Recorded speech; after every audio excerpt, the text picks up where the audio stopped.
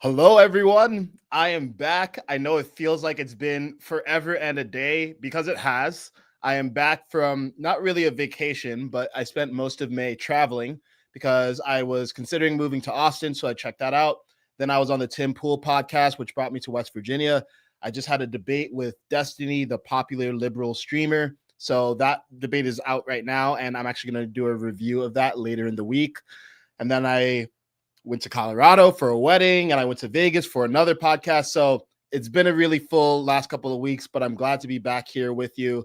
And we're coming in hot because we're going to be talking about something that I actually have a personal connection to, which is Trump's beef with Harvard. So you'll see that I am a little bit dressed down, wearing my Harvard shirt, because oftentimes when we talk about political issues, they can feel really abstract and even removed from us. Most people have never interacted with a trans person in their life. Most people don't actually spend much time around illegal immigrants unless you're maybe in LA or New York. This is one of those situations where I actually have a personal connection to what's going on at Harvard because I attended Harvard, I graduated from Harvard, I used to be very liberal, and I actually voted against Trump. I voted for Obama. I voted only liberals until 2024 when I shifted my votes from left to right. So I have a perspective on this. And of course, it's a subjective perspective. So I'm not here to tell you what to think. I'm here to help you with the how to think. And I want to provide some perspective on the different dynamics in play and the pros and cons of what Trump is doing, the pros and cons of what Harvard's doing in response, and what the actual trade-off is here. Because what's happening between Trump and Harvard isn't just about campus protests or anti-Semitism or DEI. It's about power and who gets to decide who's educating and setting educational priorities in American elite universities. It's about whether the federal government can force elite universities to change how they hire, teach, and think under the threat of billions of dollars in funding being revoked. And it's about asking the question of whether fighting anti-Semitism can be used as a shield for something much more dangerous, which is political control of education. And one of the things that arguably has allowed American universities become some of the most coveted in the world, and the reason why Harvard has 27% to 31% foreign students, is because American universities have largely been sovereign and independent of the government. So we're going to talk about all of these dynamics, and I'm curious to get your perspective on it at the end of this. Now, just to be clear, because a lot of the purpose for Trump trying to hold Harvard to account is claims of anti-Semitism, I want to make sure I'm explicitly clear in the facts that anti-Semitism is 100% real. And it has risen since October 7th, 2023. Just last week, 7 days ago, 2 Israeli embassy staffers were shot by a 31-year-old who had a liberal arts education and was yelling "Free Palestine." This is not a fringe concern. This is a national issue. And sometimes the solutions that we introduce to real problems create even bigger problems. And that's what worries me about what Trump is doing here. And I'm going to evaluate it both from a pro-Trump and an anti-Trump perspective at the end of this.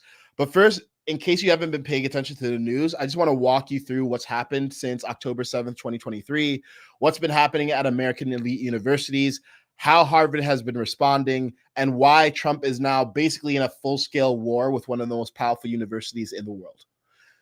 So first, let's talk about what's been going on. Since October 7th and Hamas's attack on Israel, protests have erupted at schools like Harvard and Columbia. And some of those protests have been in support of Israel, but most of them have been in support of Palestine. An independent think tank called the Crowd Counting Consortium, the CCC, reports that there have been about 2,400 pro-Palestine protests in the 8 months after October 7th. And that's just in those 8 months. It doesn't even count up till now. Now, in contrast, there are about 2,300 pro-Israel events recorded. And 31% of those were actually just counter protests to the pro-Palestine protests. So it's just a fact that the majority of the protests that have been happening on these campuses have been in support of Palestine rather than of Israel. And the majority of those pro-Palestine protests have been peaceful, but some have been violent. The Armed Conflict Location and Event Data Project reported that from October 7th, 2023 till May 3rd, 2024, over 1,300 student-led pro-Palestine demonstrations occurred in the US. And 97% of them were peaceful, but 3% of them were violent. And the violent ones have captured a lot of attention, like the takeover and the barricade of Butler Library at Columbia University, where 2 security officers were injured on April 7th of this year. And that's the latest in a string of protests that didn't start out as violent necessarily, but either got to a violent place or were aggressive things like taking over university libraries, like the occupation of Hamilton Hall at Columbia on April 30th of last year. Now, to compare, practically all of the Israel protests have been peaceful. The CCC recorded that over 2,000 Israel protests happened from October 7th, 2023 till June 7th, 2024. And none of them involved property damage or police injuries. That said, there were notable instances of pro-Israel counter-demonstration. Actually, there was one notable instance, and it was when pro-Israel counter-demonstrators attacked a pro-Palestine encampment at UCLA last year. The reason I mentioned specifically that they were counter-demonstrators is because this wasn't like a pro-Israel protest that was organized and was violent. It was pro-Israel demonstrators attacking a pro-Palestine encampment at UCLA, which is actually pretty much right down the street from me because I live in LA. So with those facts established, it's fair to say that there's a lot of division and activism at elite universities over the Israel-Palestine conflict. It goes in both directions, but most of the activism has been pro-Palestine. Most of that has been peaceful, but some of it, 1% to 3%, has been violent or aggressive, including notable instances like we've seen at Columbia especially.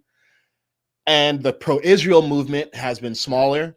None of those protests have been violent, but there's one incident in which a violent pro-Israel counter-protest or counter-demonstrator attacked pro-Palestine demonstrators.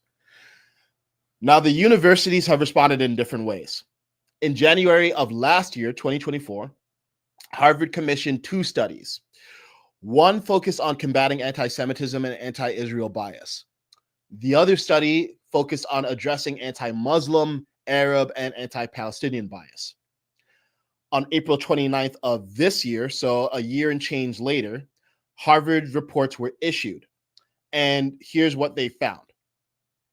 In the anti-Arab, anti-Muslim, and anti-Palestinian report, they said that there was an atmosphere of fear and intimidation created through doxing attacks on pro-Palestine students, displaying those pro-Palestine students as anti-Semitic, and verbal and physical assaults on Muslim, Arab, Palestinian, and pro-Palestine students, as well as perceived indifference from university administrators. Now, what does that all mean? Well, they ran a report. They surveyed students who were either aligned with pro-Palestine causes or maybe were Arab or Muslim or even Palestinian themselves. And they found that in their opinion and in their experience, they felt fear and intimidation, and they felt that there was hostility toward them. Now, on the other side, the Antisemitism and Anti-Israel Task Force identified what they called politicized instruction as a source of intolerance, and they found that this was showing up in curriculum, and they found it was showing up in certain DEI programs as well. And they extensively reviewed student complaints of bias in Harvard academic programs, including specifically individual courses where they felt that there was a one-sided presentation of the Israel-Palestine conflict that was at minimum not sympathetic to the Israeli side and at maximum anti-Semitic. So that's not my personal opinion, but that was a report based on what they found in some of these individual courses. So Harvard did 2 studies. Let's just remember that, though. It wasn't just a study on anti-Semitism. They did a study on anti-Semitism and on anti-Muslim, Arab, Palestinian bias. Here's where Trump enters the picture. Trump entered office January of this year. So that was after Harvard had originally commissioned the study, but before the results of the study were actually issued. And when Trump entered office in January, he issued a series of executive orders targeting DEI programs, including DEI programs in universities. In February, the Department of Justice announced a task force to investigate anti-Semitism on college campuses. Now, that's separate from the task force that Harvard individually issued. And one of the places that the DOJ investigated was Harvard, specifically because of the pro-Palestine protests. Then, on March 7th, the Trump administration threatened and then actually cut $400 million in federal funding to Columbia University. Now, to compare what was going on at Harvard and Columbia, both universities were experiencing pro-Palestine and pro-Israel protests, but in Columbia, they were significantly more intense because there were occupation of buildings like Hamilton Hall and Butler Library. That wasn't happening at Harvard. And in this case, the Trump administration cut the funding from Columbia University and cited failure to address anti-Semitism. And there was a shot across a bow for other institutions like Harvard, letting them know, hey, if you don't comply with our direction, then there's going to be more enforcement action and you're next. Then on March 31st, federal agencies announced a review of around $255 million in Harvard contracts and $8.7 billion in multi-year grants. Now, just so you understand how these elite universities are structured, you can think of these universities as kind of like a business where they have a large private endowment. For Harvard, it's tens of billions of dollars, but they also take federal grant money, and that grant money goes toward research and support of academic work that's happening at those universities because ostensibly it benefits America. And one of the reasons why America is one of the talent capitals of the world is because we have some of the best universities in the world, and people from abroad want to get into those universities. Some of those people end up staying in America, joining American companies, starting American businesses. So there's a symbiotic relationship traditionally between Harvard and America, and Harvard is actually older than America. This is unprecedented to be reviewing the billions of dollars in grant money that are going to Harvard. And for you at home, there's an interesting question for you to consider of, should we be funding these universities at all? And if we're funding these universities, what strings should be attached? That's one of the core questions that you have to consider here. On April 11th, the Trump administration sent a letter to Harvard demanding compliance with new federal rules on hiring, admissions, anti-Semitism policies, and viewpoint diversity audits. And they said that if you don't do these things, if you don't fully comply, we are going to pull your billions of dollars in federal funding. Now, this is important, right? Because part of the problem here is that this is a pretty loaded request, and I would argue an overloaded request. Because whenever you hear Trump talking about what Harvard is doing, there seems to be different reasons. All of them are connected, but there seems to be different reasons. One of the reasons is, oh, they have discriminatory hiring practices. Another is, oh, they have discriminatory admissions practices, and they're doing DEI practices and admissions, and they're considering ethnicity. Another argument is that they're supporting anti-Semitism, or they're engaging in anti-Semitic practices in their course instruction or the way that they adjudicate disputes. And the way that Trump is responding is not by saying, hey, you need to resolve these things, and there's some objective metrics that will indicate to us that you have an atmosphere that is no longer anti-Semitic or no longer discriminatory based on DEI practices. Instead, they're actually issuing top-down mandates, like prescribing that they hire more conservative faculty at Harvard, or prescribing that Harvard releases a list of all foreign students engaged in protests, like pro-Palestine protests, and give that over to the Trump administration. So that's some of the dynamics to consider. Regardless of what side of this you fall on, this is just confusing because there's a bunch of different unrelated requests that the Trump administration is issuing. And on top of that, there's this statement from Trump about why he believes that we need more control over Harvard. Check this out. Part of the problem with Harvard is that There are about 31%, almost 31% of foreigners coming to Harvard. We give them billions of dollars, which is ridiculous. We do grants, which we're probably not going to be doing much grants anymore to Harvard. But they're 31%, but they refuse to tell us who the people are. We want to know who the people. Now, a lot of the foreign students we wouldn't have a problem with. I'm not going to have a problem with foreign students, but it shouldn't be 31%. It's too much because we have Americans that want to go there and to other places, and they can't go there because you have 31% foreign. Now, no foreign government contributes money to Harvard. We do. So why are they doing so many? Number one. Number two, we want a list of those foreign students, and we'll find out whether or not they're okay. Many will be okay, I assume.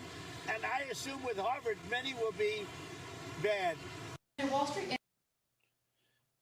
Okay, so in addition to talking about discriminatory hiring, discriminatory admissions, anti-Semitism, needing viewpoint diversity audits, needing to disclose lists of foreign students attending Harvard and whether they've been engaging protests, now Trump is also saying that the issue is that there are just too many foreigners at Harvard.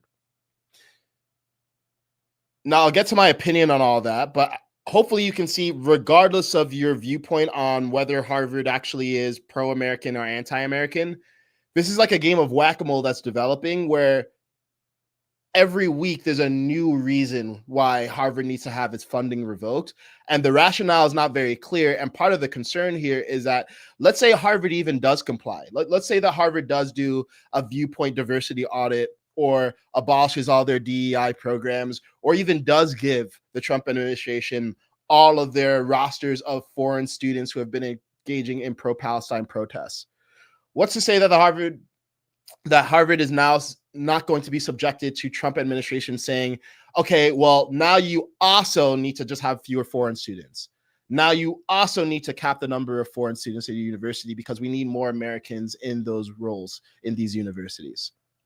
So part of the problem is unclear expectations and constantly changing expectations. But to give you a bit more of a timeline, on April 14th, Harvard President Alan Gerber rejected those demands, and he said that they're unconstitutional. And then in response, the Trump administration froze $2.2 billion in federal grants and $60 million in contracts. On April 15th, then Trump threatened to revoke Harvard's tax-exempt status, which is a huge financial blow in addition to removing the grants. And he said that the university is promoting political, ideological, and terrorist-inspired sickness. April 21st, Harvard files a lawsuit against the Trump administration and saying that this is a violation of the First Amendment and overreach, and this funding freeze is unconstitutional. The administration halts all new federal grants to Harvard on May 5th. May 13th, an additional $450 million in federal funding is cut from Harvard by different agencies. May 22nd, you can see things continuing to escalate. This is the newest thing. The Department of Homeland Security revokes Harvard's certification to enroll international students, citing non-compliance with federal demands. And then on May 23rd, Harvard responded by suing the administration over that revocation. And the current status is that a federal judge issued a temporary restraining order. So there's 6,800 international students at Harvard. On a human level, this just sucks because the vast majority of those students aren't anti-Semitic. They're just hardworking students who came from China or somewhere in Europe or India and are chasing the American dream. And for many of those students, now they're in limbo because they don't know if they're going to have to transfer and abandon their dream of becoming a Harvard graduate, or if they're going to stay, but all of a sudden they're going to be subject to some sort of DHS watch list where if they do something even remotely resembling anti-Israel criticism, they're going to be deported. And then on top of that, the Trump administration, to continue applying pressure, has canceled $100 million in remaining federal contracts with Harvard and is redirecting $3 billion in federal grants away from Harvard toward trade schools. So where does this leave us? As I mentioned at the top, anti-Semitism is a real problem. And Trump is addressing a problem that needs to be addressed. Violence toward Jewish people is a problem.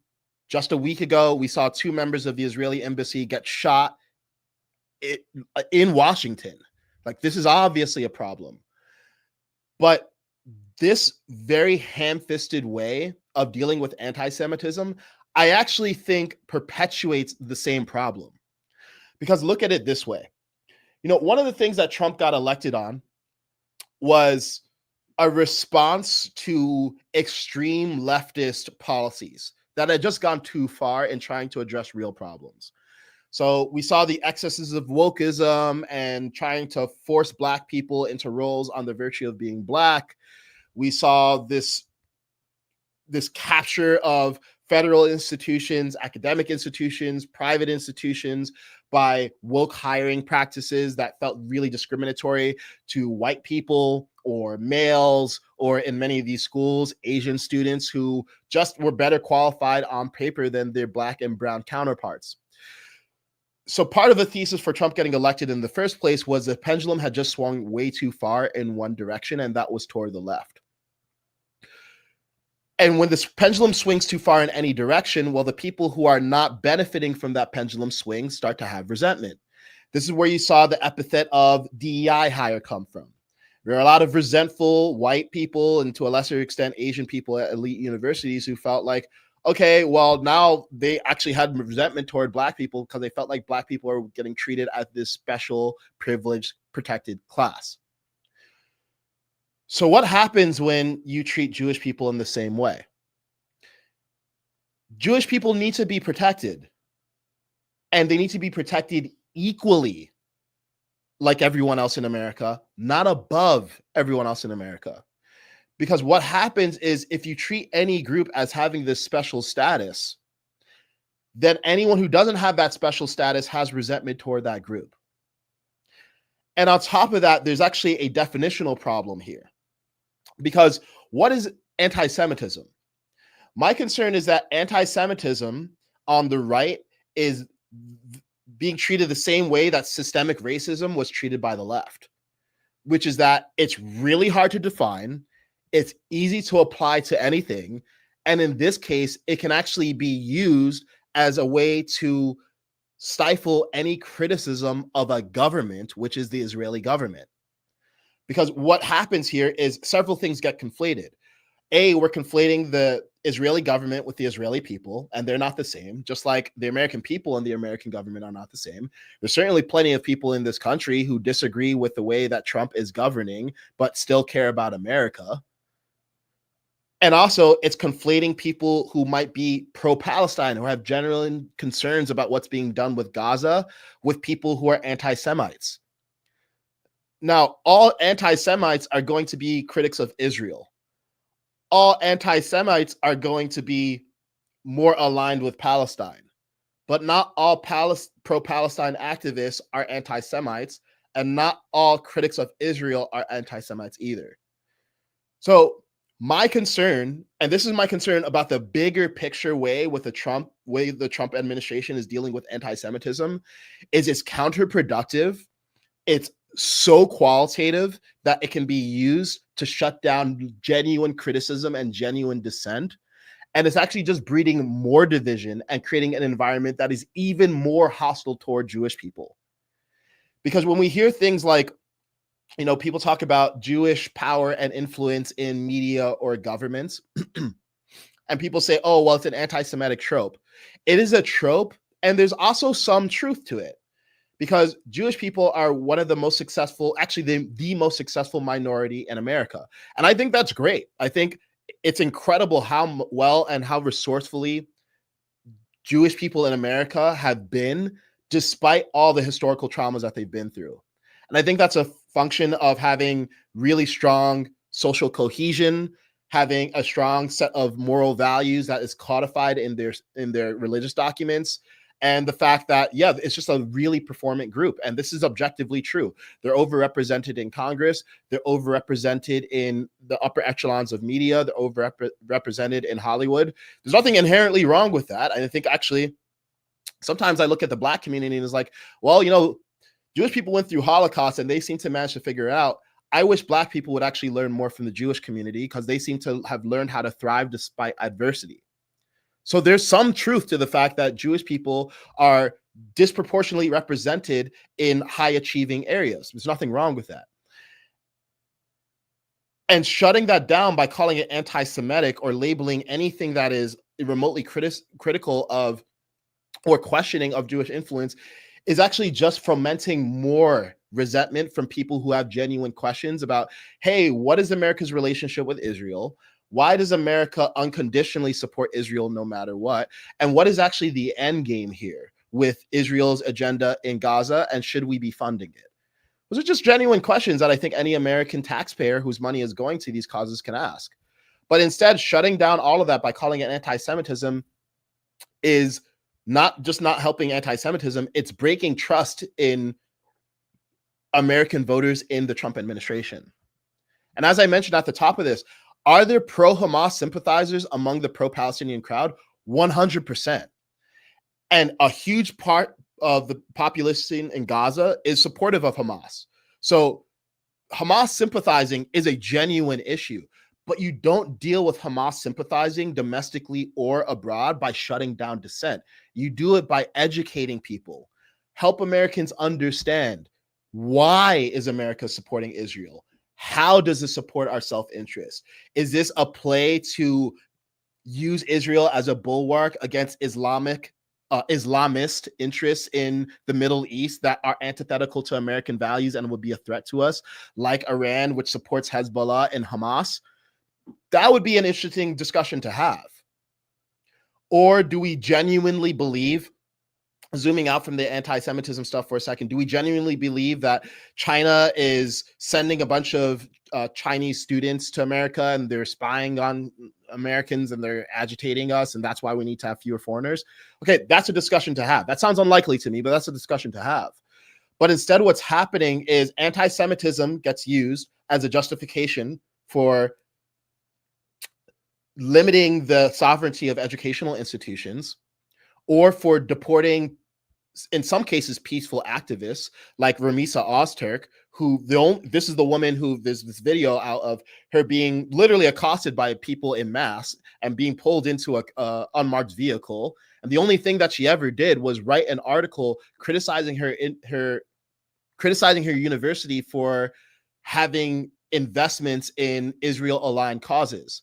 And you might not agree with that. You might think, hey, no matter what, universities need to support Israel no matter what. But it's not a reason to deport someone. So part of the problem with Trump and the way that he's approaching this is the messaging is so poor, it's so overloaded, it's so vague, the goalpost constantly keeps moving, and it erodes trust when that happens. So it's easy to do bad things for a good end.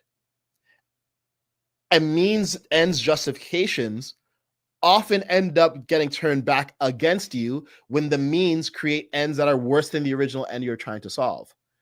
And if we're creating an environment where academic institutions have to constantly worried about being taken over by the government because of something vague and unquantifiable like anti-Semitism, then yeah, our academic institutions are not going to be as elite. And very soon we're going to lose one of the advantages that actually makes America one of the talent capitals of the world. Now, I say this as someone who went to Harvard and actually ran in pretty liberal circles while I was at Harvard. I say this as someone who understands that, yes, these institutions are excessively liberal and they are ideologically stifling to conservative voices. I mean, look, at least during the time I was there, the mindset was basically, as a Harvard college student, if someone's a conservative, there must be something wrong with them. Like the conservatives are the bad guy and they're bad people and they're evil. Like there's a fundamental misunderstanding. And I think that's a larger trend in the zeitgeist where liberals think conservatives are evil. And I think conservatives think liberals are stupid, but now maybe both sides think each other is evil. And I do think educational reform is needed at these institutions. I do think we need more viewpoint diversity at these institutions. And we shouldn't be overloading the desire to have our institutions be as ideologically diverse as possible by also saying, no, this is about DEI and anti-Semitism, and there's just too many foreigners. There needs to be a more surgical approach, and it needs to be clear what the hierarchy of needs actually is. Is it that the Trump administration is going to revoke $9 billion of funding if all of their demands aren't met? Or is the most important thing anti-Semitism? How do we know that anti-Semitism has been quelled to a significant degree? What is anti-Semitism? Is it just a Jewish student saying, hey, I feel intimidated and in fear? Or is it a Jewish student actually be physically assaulted? These are much different things. And just like it's not a sustainable way to govern to have people just say, well, my experience is that I'm scared. And as a result, we need to create laws for my experience. Yeah, this is not an objective way of meting out consequences and awards for institutions that either comply or resist with Trump's agenda here. So yeah, in case it's not clear, I don't like Trump's approach to this. I do think I do think it's appropriate to be dealing with anti-Semitism, but I actually think the way that we deal with anti-Semitism is with education and making people understand, hey, if Israel is so important to America, show us why. Show us why it's aligned with American self-interest. And that's the way that you get Americans on board, not through force, but through influence. There was another thing I wanted to say here. Yes. Another thing to consider. As I mentioned at the top of this little essay, Harvard issued 2 reports. One was about anti-Semitism on campus. The other was about anti-Muslim / Arab / Palestinian bias on campus. In the case of Jewish students, they expressed genuine concerns and genuine things that were happening on campus that would understandably lead to them feeling unsafe, that do need to be addressed. So to be clear, Trump and Harvard agree on this. There is anti-Semitism at Harvard and it needs to be addressed. But they also issued that many Arab or Muslim or pro-Palestine aligned students were also experiencing hostility. And it might be less hostility. It might not be as widespread because these campuses are more liberal aligned. And as I mentioned, there have been more pro-Palestine protests more generally than there have been pro-Israel protests, but it's still an issue. So if Trump is the president of all Americans, if you're going to deal with anti-Semitism, why not in the same breath say, yeah, and we also need to deal with anti-Arab, anti-Muslim sentiment on these campuses? Actually, why not just call it all out and say we need to deal with division and hostility and hatred in colleges more generally? We need to restore these colleges to places where people are focused on learning, not activism. We need to make sure that students know what causes they're supporting, why they're supporting them, and why the government is doing the things that it's doing. But instead, it feels like a double standard is being applied. And despite Harvard having 2 task forces on different sides of the hatred problem, Trump is only addressing one side of that. So that's the second problem here. And again, it goes back to what I said before. Whenever there's a perception that one group is a protected class, what happens is it foments more animosity toward that protected class. So actually, the more strategic thing to do to deal with anti-Semitism is name anti-Semitism and anti-Arab, anti-Muslim bias as issues. And if you can deal with these things evenly, then people feel like Trump is a leader for all America, not just the Americans that he feels most connected to or he has identified as a special group that needs to be protected right now. So those are my thoughts. I am disappointed with the Trump administration's approach here. I like what they're trying to solve. I don't like how they're trying to solve it. And Harvard has been trying to do things to deal with anti-Semitism on campus. Aside from the fact that of their own volition, they commissioned a task force over a year ago to look into the anti-Semitism issue on campus, they've put in place measures like listening sessions and counseling and various outlets for Jewish students to be heard. They've removed courses, they've refactored courses, they have done things. No one could argue that they haven't gone far enough. And I think it's fair of the Trump administration to say, hey, we'd like to see you go further. And the way that we know you will have gone far enough is by meeting these objective metrics. But that's not what's going on. Instead, they're saying you have to do exactly this. And if you don't do exactly this, then we're going to remove all your federal funding. And removing billions of dollars of funding from one of our most successful American institutions and banning all international students from going to these from going to these elite institutions is not going to benefit America in the long run. Like, come on, let's be serious. America is a melting pot. And taking in the best ingredients from around the world into that melting pot benefits everyone else in the melting pot.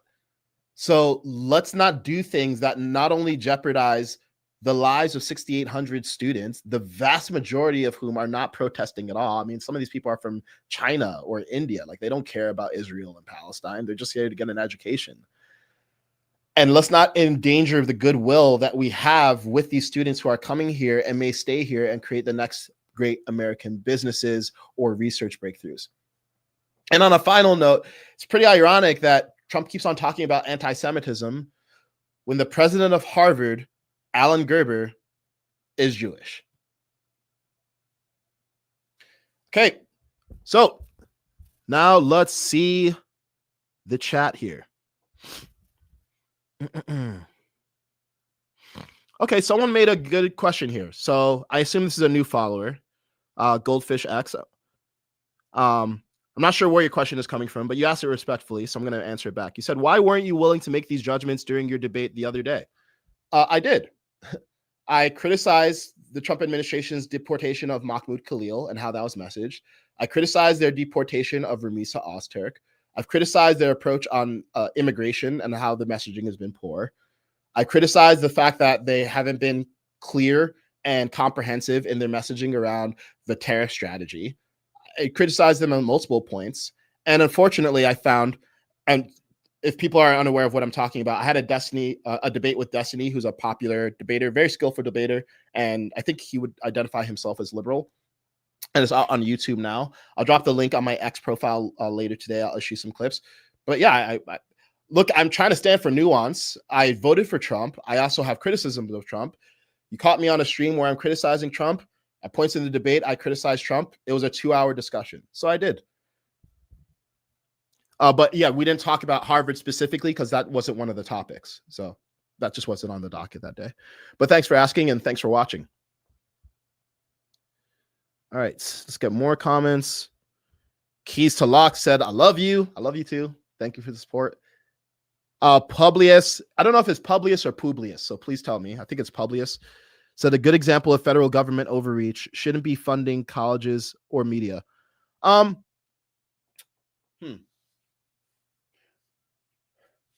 Yeah, I mean, it's tough, right? Because these colleges, they're also producing things that the government eventually uses. So any research breakthrough or frankly, even war. I mean, we've had code breakers at MIT assist us. I think it was during World War II. So there are things that come out of private industry more generally and academic institutions more specifically that do benefit the public sector. So there's a symbiotic relationship. And up to this point, I think it's worked really well. I think the Trump administration's concern, to give them credit, is that these college campuses are becoming hotbeds for anti-American sentiment. And I actually do think there's like a genuine, at best, like a lack of American pride in these institutions among college students. At worst, genuine hostility to American values and thinking America is just this racist, white supremacist, classist state. And I would like to see more patriotism on American campuses. And I think this is a wholly ham-fisted way of doing it, and it's actually way over the top and is actually going to produce the absolute opposite. So that's my concern with the way that the Trump administration is trying to change the culture. You don't change cultures through force. You change it through influence and education and inspiration. And yeah, I mean, if you're a college student and you look at what Trump's doing and you have friends who are in class with you and they're afraid of having to transfer from Harvard, are you going to be more sympathetic to Trump's MAGA agenda? Of course not.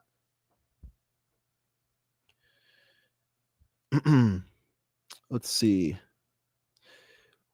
What is with the U.S. and making everything about choosing between two sides to issues?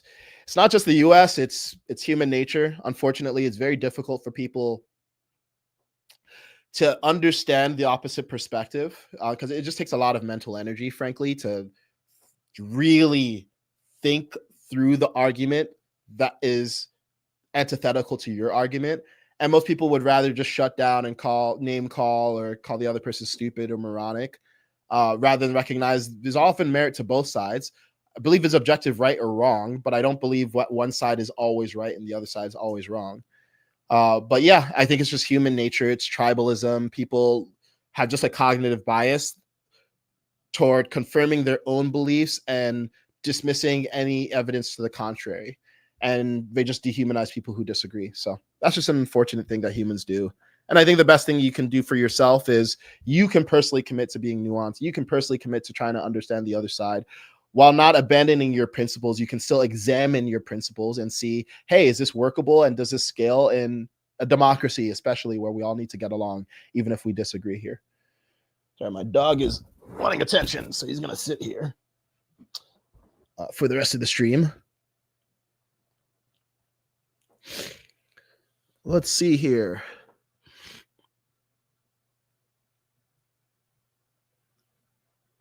Just so you guys know, so I try to get to all the questions. I try to prioritize subscriber questions.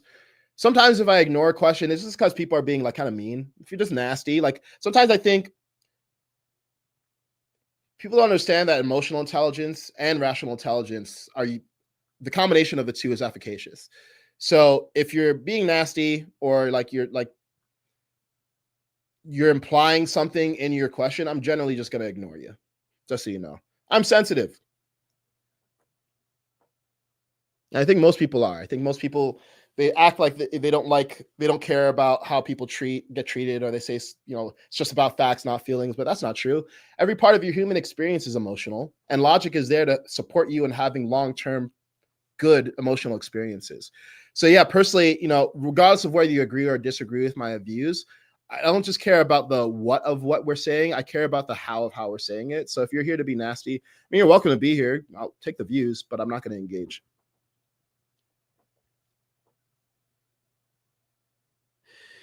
Jane says, good observation about how Jews and blacks and how adverse conditions affected them. Yeah, I mean, look, trauma sucks. Historical traumas and going through genocides and slavery, all of this stuff sucks, but you always have a choice in how you respond to everything that happens in your life. You know, life is not fair. It's not fair how the hands that some of us get dealt, but we all could choose how we play the hand.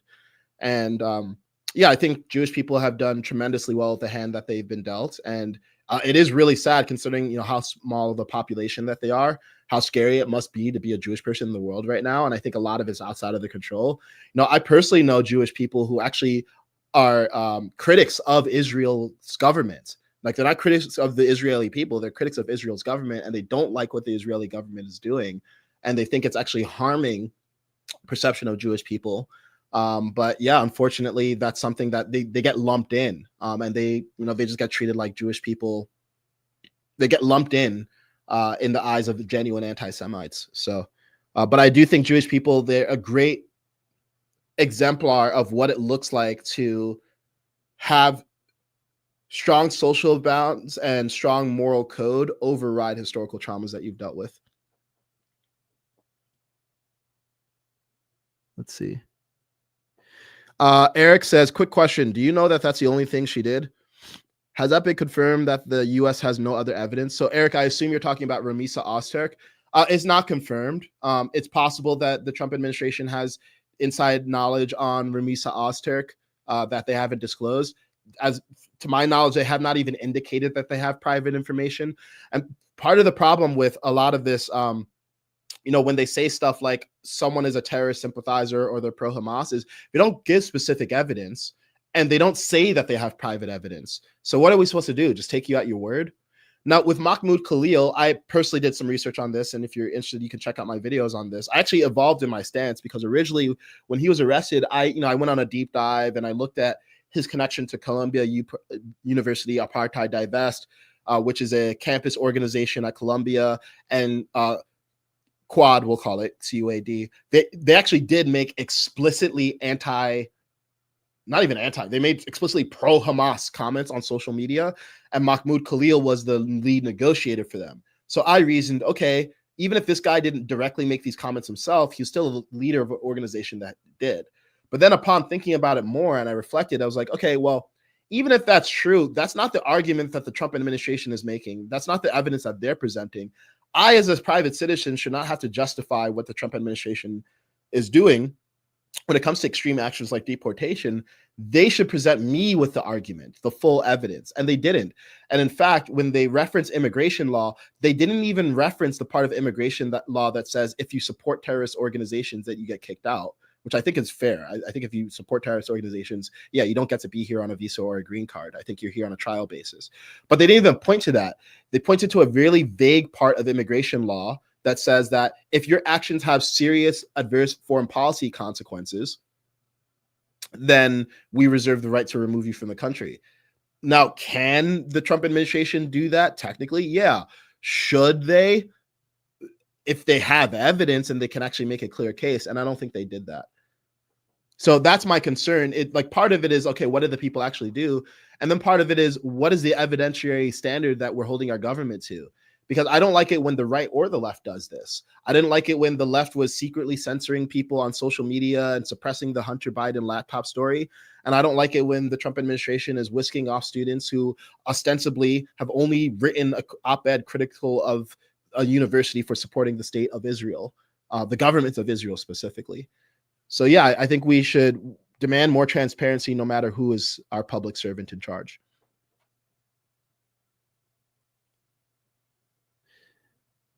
Okay, let's see. So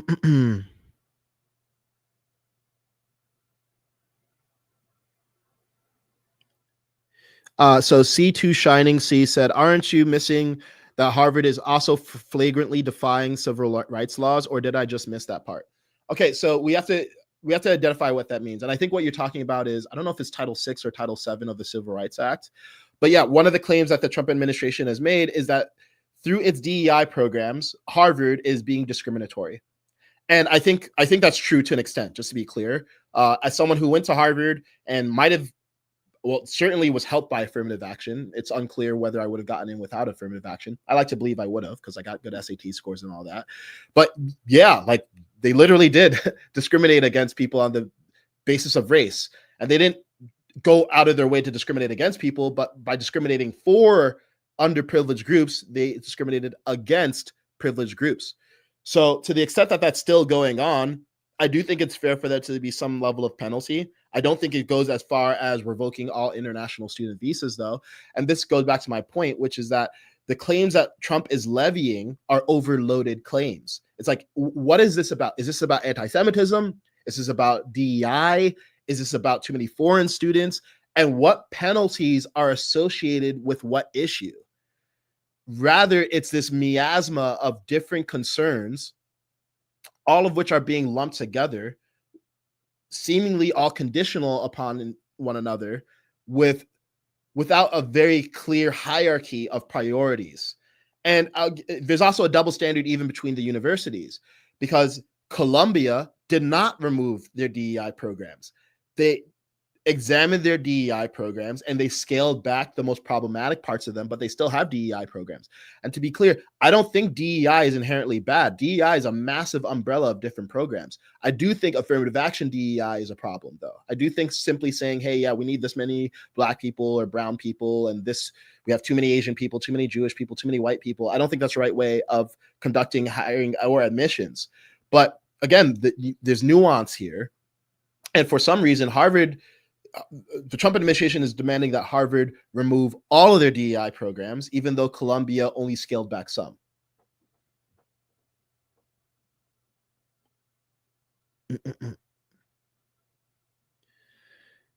Okie dokie. Okay, I think that's it. So thanks for coming, everyone. And I am going to talk about the Destiny debate. I recognize that some of you are here from that. I have some initial thoughts on the Destiny debate, and I'll share those and take them for what you will. Originally, I was hesitant to take the Destiny debate. It was offered to me, and I was hesitant to take it. One, because he's just an intimidating debater, and I'd never done a debate before. So just like on a human level, personal level. And two, one of the concerns that I had was I really respect Destiny's intellect. I think he's really sharp. He's been studying this stuff for a while. I think he's genuinely really committed to being as rigorous with his arguments as he can be. And that's what I really respect about him. My hesitancy, though, was that he has a tendency to become really incendiary and unnecessarily personal and just really hostile and negative. And for someone who, my perception of him is that he's trying to elevate civil discourse, or at least elevate quality of discourse. I think when he engages in those incendiary ways, it just actually undermines his goal and it just sows more division. I think it's really unnecessary to, during the debate, he called Elon, ketamine fried brain, and just said he hates Trump, and just like these like pot shots at people not in the room and name calling, and I think it's just unnecessary. And part of me was like, okay, I don't want to just stay in my echo chamber of talking to people who are more independent or right aligned, because that's who I tend to attract. I recognize a lot of my audience is MAGA, and part of it's because I voted for Trump, and I made that very clear. But part of it was like, look, I just don't want the hassle of dealing with people who are going to come and be negative and just call names and be hostile and be nasty. Because one thing that people might not know is I actually used to work in the video game industry. So back in the day, I ran esports tournaments. I actually might have run a StarCraft tournament that Destiny competed in back in the day, and I followed him as streamer. So I've been aware of him for a long time. And one of the things someone who like loved games, and I worked at Riot Games and I ran the League of Legends World Championship. Like I was super deep in that space. One of the things that I found just really difficult was just how nasty people are, just how mean people are. And I think a lot of that comes from genuine unhappiness that people have. And I guess they're just looking for a place to spew it. And I get where it comes from, because as someone who used to be depressed and suicidal at points, like I know what it's like to just have a dark worldview and you just want to get it out. And part of what I went into the discussion wanting to do, of course, it would have been nice to come out with people saying, oh, you won the debate. And I thought that was pretty unlikely, considering that Destiny has done, I don't know, dozens, hundreds of debates at this point, and this is my first. But one of the things I wanted to do was just model civil, calm, compassionate discourse, show that I'm open to alternative ideas, acknowledge when I think the other person makes a good point, criticize people who I also supported, like Trump. And I wanted that to be the thing that comes across, not just the arguments that were made. So yeah, there's some people being nasty in the chat, and I get it. Like it's no hard feelings. Like I understand why people do it, where they come from, but I would just encourage you, like, hey, is this way of relating to other human beings effective? Is it influential? And is it creating the kind of world that you want to be in? So anyway, thanks everyone for watching. Appreciate you being back. I'm back. Friday, we're going to do another stream, and I'll see you then. Peace.